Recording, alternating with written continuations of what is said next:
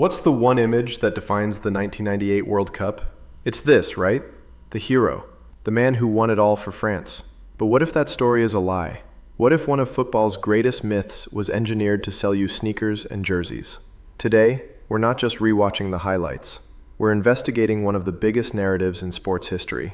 And by the end of this video, you'll see the 1998 World Cup final in a completely different light. Look, nostalgia has a way of simplifying history, of turning complex stories into fairy tales. We love a hero's journey. But what if France's journey in '98 wasn't about one hero? The controversy isn't about if Zidane was great. He was. It's about whether his role in that specific tournament is one of the most overrated performances in World Cup history. And the evidence is staggering. Let's start with the undeniable truth, the final. 2 headers. Absolutely massive. But let's be real for a second. What did he actually do in the other 6 games of the tournament?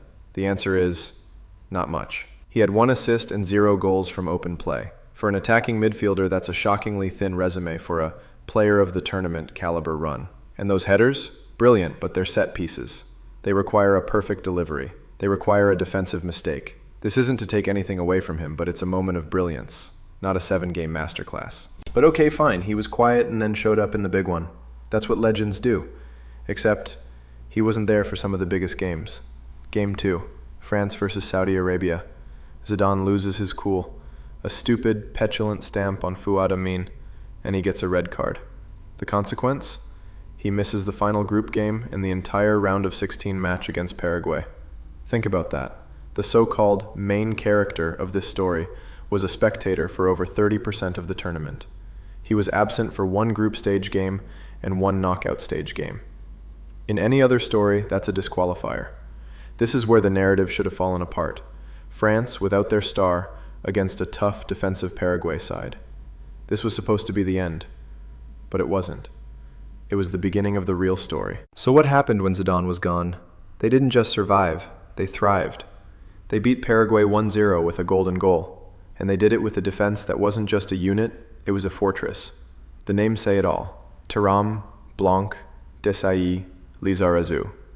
This team was like a nightclub bouncer who wouldn't even let you get to the velvet rope, let alone the goal. They were so well drilled that it was practically impossible to score on them. The manager, Aimé Jacquet, wasn't a romantic. He was an architect who built a machine designed for one thing: not to lose. The peak of this defensive mastery? The quarterfinal against Italy. A legendary match against a squad of giants. The game was a defensive stalemate, a proper war of attrition.